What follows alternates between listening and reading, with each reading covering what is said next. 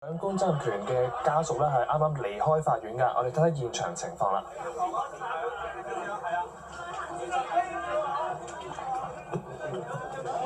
前行政長官曾蔭權啦係被裁定公職人員行為失當罪成㗎，係被判即時監禁20個月。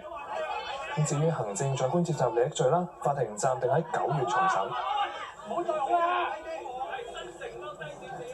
曾蔭權嘅家人咧係啱啱離開法院，而家喺外面係準備回應記者嘅提問。喂，大家尊重下人哋好唔好啊？係啊，唔該，唔好。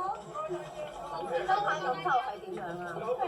嗱，唔好意思啊，身體會有兩句嘢講，但係啦，你不如你去講啦先好。今日係好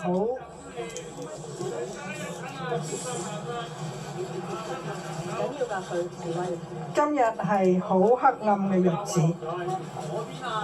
對於今日法庭嘅裁判，我同家人都感到非常失望同埋傷心。我同蔭權喺過去5年嚟受到極大嘅困擾同埋壓力，所以對今日嘅結果感到非常難過。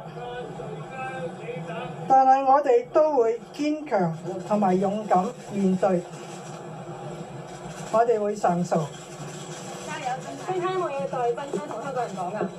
身體而家有冇嘢講啊？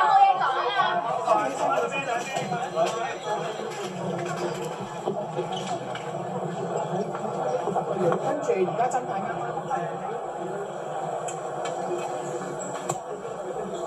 各位曾蔭權嘅太太咧，啱啱係講到啦，喺過去嘅5年咧係受到極大嘅壓力同困擾㗎，形容今日係黑暗日子，感到係傷心啦，同埋係難過㗎。